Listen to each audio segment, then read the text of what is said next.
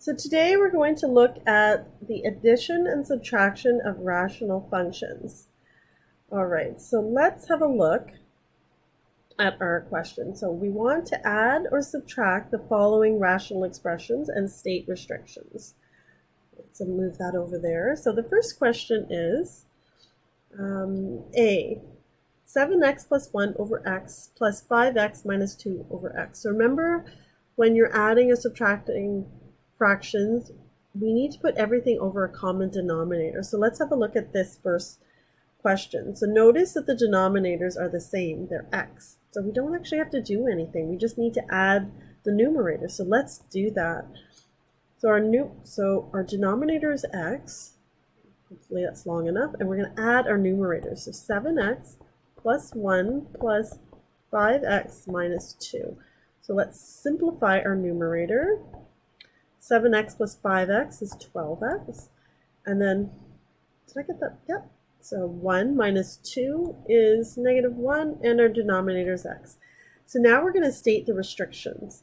So remember, the restrictions are when the denominator equals 0. So in this case, we only have one factor in our denominator. It's x. When does x equal 0? X equals 0 when x equals 0. So our restriction is we cannot let x equal 0. So that was easy. Now let's look at the next one. So the next question is x squared over x minus 2 plus 3x over x minus 2 minus 10 over x minus 2. So again, the denominators are all the same. So I'm just trying to see where we should write the solution. Let's write it here towards the right. So we have x squared. So we're just going to add and subtract our numerator. So x squared plus 3x minus 10 over x minus 2. Now let's see if we can factor our numerator. I think we can.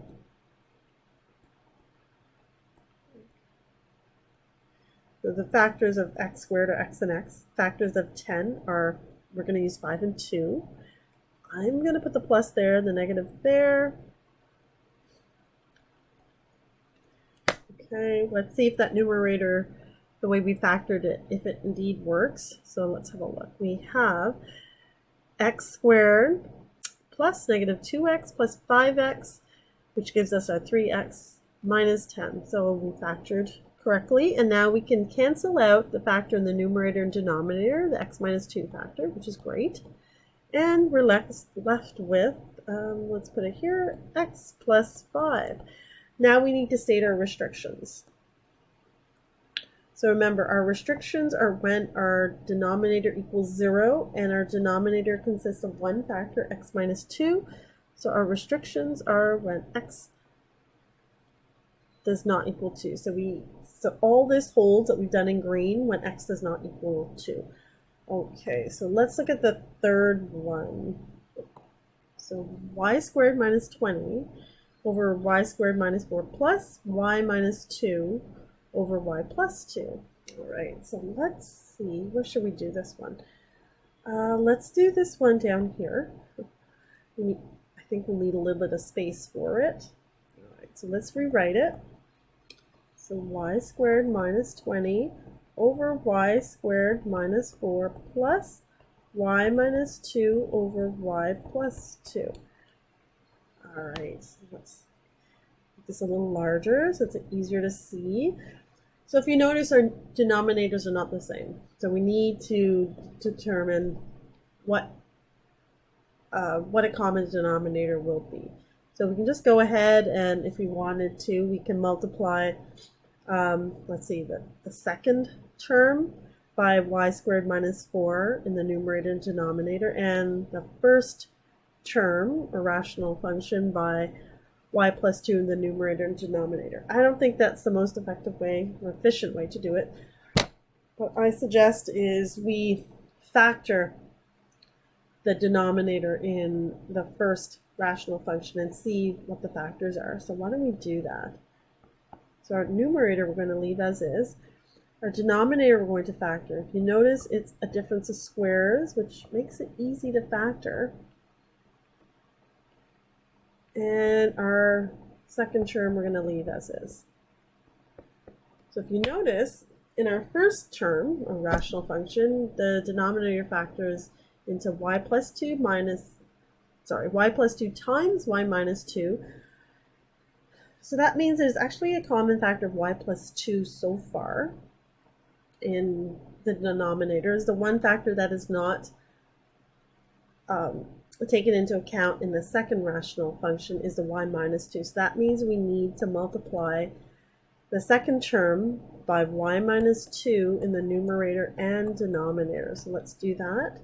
And now, if you notice, we have a common denominator of y plus 2 times y minus 2. All right, so now we're going to multiply our numerators, rather simplify our numerators, so add and subtract our numerators. So we have y squared minus 20 plus y minus 2 times y minus 2. And now we're going to simplify. So our numerator is y minus 20 plus y squared minus 4y plus 4. The denominator, again, is y plus 2 times y minus 2. All right, let's continue simplifying. We have 2y squared minus 4y minus 16. And again, the denominator stays as is. Let's see if we can factor the numerator. We can factor out a 2. And we're left with 2 times y squared minus 2y minus 8. Good. And let's factor the y squared minus 2y minus 8. So I'm going to factor it as follows. Y minus 4 times y plus 2. Let's check to make sure that works. So y times y is y squared. Y times 2 is 2y. Minus 4y, which gives us negative 2y. That's our cross term. Minus 8. So that does factor correctly. And our denominator stays the same. And then notice in the denominator we have a common factor of y plus 2. So let's factor that out. And we are left with 2 over y minus 4 divided by y minus 2. So now we need to state our restrictions. So we've done the simplification part, now it's the restrictions part.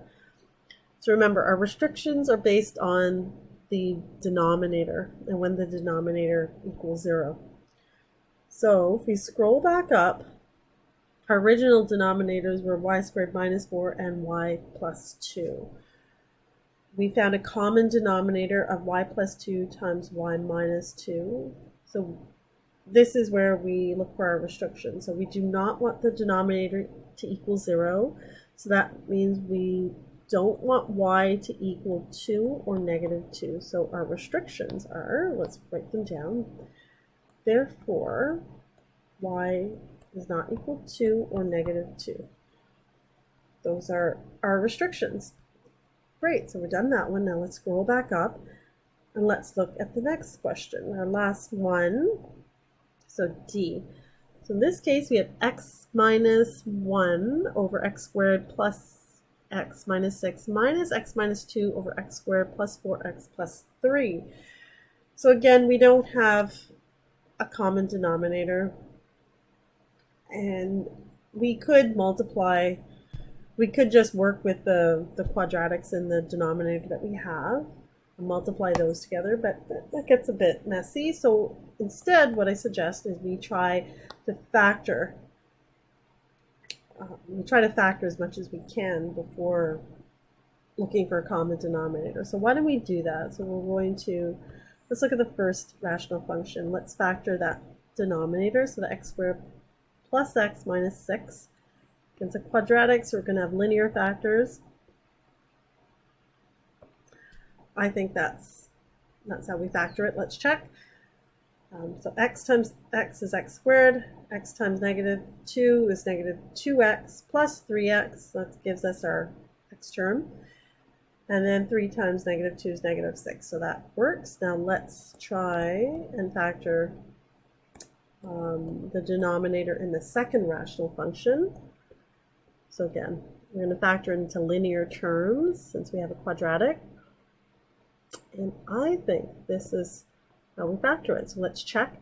X times x is x squared. X times 1 is 1x.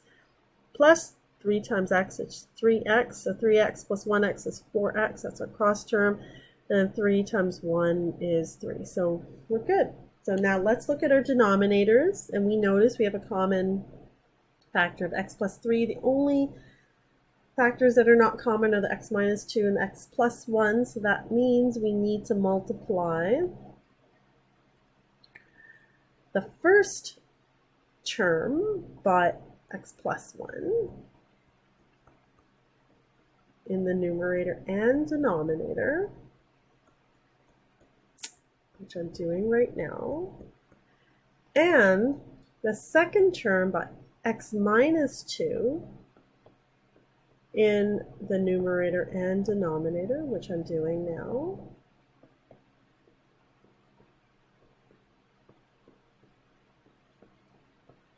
And then this gives us a common denominator of x plus 3 times x minus 2 times x plus 1.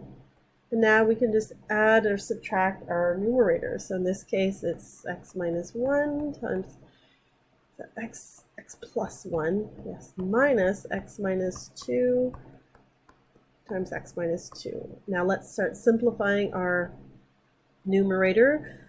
So the x minus 1 times x plus 1 is actually a difference of squares. The x minus 2 times x minus 2 is a square. So squared, right. Okay, and our denominator remains the same. Okay. Let's simplify our numerator a little bit more. X squared minus 1 minus x squared plus 4x minus 4. A lot of writing, but that's okay, as long as we don't make a mistake. Mistakes are such a pain to correct and locate. Okay, we can factor out that x squared and negative x squared. Then we have 4x minus 5. So that cannot be factored, which is okay, but we have simplified. So our final result is 4x minus 5 over x plus 3 times x minus 2 times x plus 1. So we've simplified, and now we're going to state our restrictions. So remember, our restrictions are when our denominator equals 0. So we don't want our denominator to equal 0. So therefore, we do not want x to equal -3, 2, or -1. So those are our restrictions.